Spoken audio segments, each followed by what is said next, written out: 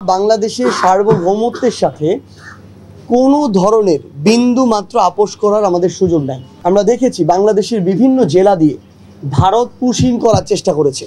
আমরা দেখেছি ভারতের মিডিয়া যেগুলো রয়েছে সেগুলো এক একটা প্রোপাগান্ডা মিডিয়া হিসেবে নিজেকে হাজির করেছে, শুধুমাত্র প্রোপাগান্ডা ছড়ানোর জন্য, টিআরপি পাওয়ার জন্য নিজেদের ওই মিডিয়া নামক প্রতিষ্ঠানগুলোর দেউলিয়াত্বের প্রমাণ দিয়েছে। কয়েকটি প্রশ্ন এসেছে। প্রথম প্রশ্নটি ছিল যে পাহাড়ের যে বিষয়টি। দেখেন, আমরা স্পষ্ট করে একটা কথা বলি, আমরা যে পার্বত্য চট্টগ্রাম বলতে 3টি জেলাকে বুঝাই বা আমাদের পাহাড়ি যে জেলাগুলোকে বুঝাই, এটা আমাদের বাংলাদেশের অংশ এবং বাংলাদেশের সার্বভৌমত্বের সাথে এর প্রত্যেকটি সম্পর্ক জড়িত।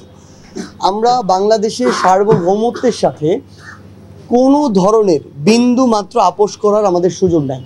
যারা এর বিরুদ্ধে ষড়যন্ত্র করবে, দেশের ভিতরে বসে থেকে হোক, দেশের বাইরে বসে থেকে হোক, তাদেরকে বাংলাদেশের সরকার বলি, প্রশাসন বলি, আইন শৃঙ্খলা রক্ষাকারী বাহিনী বলি, কিংবা সেখানে দায়িত্বশীল যারা আছেন সেনাবাহিনী থেকে শুরু করে, এই ষড়যন্ত্রকারীদের বিরুদ্ধে অবশ্যই তাদেরকে সর্বোচ্চ কঠোর ব্যবস্থা নিতে হবে।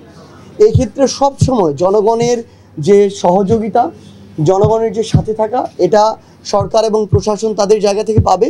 এবং আমরা স্পষ্টভাবে এটাও মনে করি যে অন্যান্য যে রাজনৈতিক দলগুলো রয়েছে তাদেরও এক্ষেত্রে সর্বোচ্চ সহযোগিতা থাকবে। আমাদের জায়গা থেকে আমরা দেখেছি বাংলাদেশের বিভিন্ন জেলা দিয়ে ভারত পুশিং করার চেষ্টা করেছে। আমরা দেখেছি ভারতের মিডিয়া যেগুলো রয়েছে সেগুলো এক একটা প্রোপাগান্ডা মিডিয়া হিসেবে নিজেকে হাজির করেছে, শুধুমাত্র প্রোপাগান্ডা ছড়ানোর জন্য, টিআরপি পাওয়ার জন্য নিজেদের ওই মিডিয়া নামক প্রতিষ্ঠানগুলোর দেউলিয়াত্বের প্রমাণ দিয়েছে। আমরা মনে করি যে আমাদের জনগণকে, রাজনৈতিক দলকে, সরকারকে ঐক্যবদ্ধভাবে এই সকল প্রোপাগান্ডা এবং অপচেষ্টাকে প্রতিহত করতে হবে। আপনারা প্রতীকের বিষয় বলেছেন, এই বিষয়টা নিয়ে আমরা বারবার কথা বলেছি আমাদের জায়গা থেকে।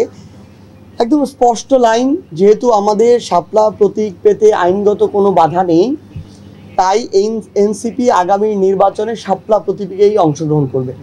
ইউনিভার্সাল কার্ডিয়াক হসপিটাল, আপনার হৃদয়ের আরো কাছে।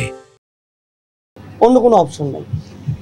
আমরা নির্বাচন কমিশন তাদের জায়গা থেকে আমরা অনুরোধ করব, তারা যেন নিজেদের স্ট্যান্ডার্ডের প্রমাণ দেয়। তারা যেন ওই মার্কা যেগুলো আছে, যেগুলো বাংলাদেশের মানুষের সামনে যে কোনো একটা রাজনৈতিক দল, অতীতের, বর্তমানের কিংবা আগামীর যে কোনো একটা রাজনৈতিক দল যেই মার্কাটা নিয়ে একটা ডিগনিটি শো করে তারা তাদের জায়গা থেকে নির্বাচন করতে পারবে, জনগণের কাছে যেতে পারবে, ওই ধরনের মার্কা আমরা তাদেরকে ওই লিস্টে ইনক্লুড করতে বলবো। এবং যেগুলো মানুষের হাসির খোরাক যোগায়, সেগুলো যে কোনো দলের জন্যই সেগুলো আসলে ওখানে থাকা উচিত না। এটা তাদের স্ট্যান্ডার্ডের প্রশ্ন, এটা তাদের রুচিবোধের প্রশ্ন। আমরা আহ্বান করব তারা যেন এটা নতুন করে এই তালিকাটা ঠিক করেন তাদের জায়গা থেকে। এবং এই নির্বাচন কমিশন অভ্যুত্থান পরবর্তী বাংলাদেশে একটা স্বাধীন সাংবিধানিক প্রতিষ্ঠান হিসেবে যদি তাদের স্বকীয়তা বজায় না রাখতে পারে, যদি কোনো প্রভাবের দ্বারা প্রভাবিত হয়ে আমাদের এই ন্যায়সঙ্গত অধিকারটা আমাদেরকে না দেয়, এনসিপিকে শাপলা প্রতীক না দেয়, আমরা মনে করি এই নির্বাচন কমিশন আগামী নির্বাচন কমিশন হিসেবে কাজ করার সম্পূর্ণ আস্থা হারিয়ে ফেলে। যেই নির্বাচন একটা দলকে একটা মার্কা দেওয়ার মতো মেরুদণ্ড দেখাতে পারে না, যেই নির্বাচন কমিশন, সেই নির্বাচন কমিশনের কাছে একটা দেশের জাতীয় নির্বাচন, তা আবার অভ্যুত্থান পরবর্তী বাংলাদেশে আমরা কিভাবে আস্থা রাখবো, এই প্রশ্নটা আমরা তাদের কাছে রাখলাম। এটা আমি প্রথমেই বলেছি, এটা হচ্ছে আমাদের যারা ঐক্যমত্য কমিশন প্রতিনিধিত্ব করছেন, স্পেশালি এটা আমাদের পলিসির বিষয়।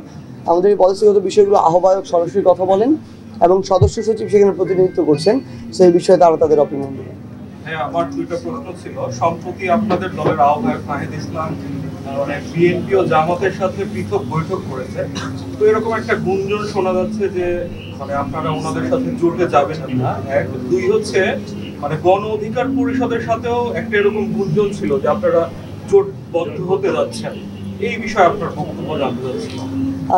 এটা হচ্ছে অভ্যুত্থান পরবর্তী বাংলাদেশের অন্যতম একটা অর্জন, যে এই মুহূর্তে বাংলাদেশের প্রধান রাজনৈতিক দলগুলো একে অপরের সাথে বসছে, আলোচনা করছে, কথা বলার দ্বার উন্মুক্ত আছে। আমরা এর আগে দেখেছি এক যুগ ধরে কারো মুখ দেখা দেখিও ছিল না, বরং যতটা কটূক্তি করা যায়, একজনকে ছোট করা যায়, অপমানিত করা যায়, এটাতেই যেন অনেক বড় প্রাপ্তি ছিল। তো এই নোংরা কালচারটা থেকে আমরা বের হয়ে আসতে পেরেছি, এটা একটা ভালো দিক। খুব স্বাভাবিকভাবেই সামনে নির্বাচন, রাজনৈতিক দলগুলোর মধ্যে নানা আলোচনা হবে। দেশের স্বার্থকে প্রাধান্য দিয়ে, জনগণের স্বার্থকে প্রাধান্য দিয়ে যদি একাধিক রাজনৈতিক দল একটা অ্যালায়েন্সে আসে, ইলেকট্রাল অ্যালায়েন্স, এটা খুবই স্বাভাবিক। এনসিপি তাদের জায়গায় দেশ এবং মানুষের স্বার্থগুলোকে প্রাধান্য দিয়ে ওই নির্দিষ্ট প্যারামিটারগুলোকে সামনে রেখে যদি একাধিক দলের সাথে আলোচনা করে এবং তারা যদি ওই বিষয়গুলোতে একমত হয়, তাহলে তো তাদের সাথে অ্যালায়েন্স করতে সমস্যা নেই।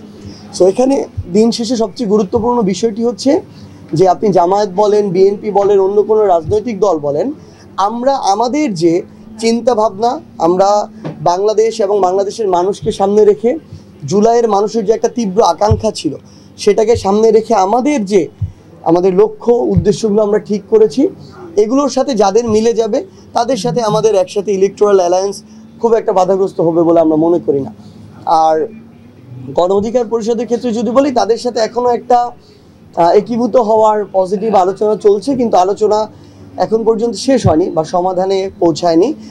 আমরা আশা করছি যে এটার খুব দ্রুত সময়ের মধ্যে, যেহেতু নূর ভাই চিকিৎসা শেষে দেশে ফিরে এসেছেন, সো এটাতে খুব দ্রুত সময়ের মধ্যে হয়তো একাধিক আলোচনা হবে।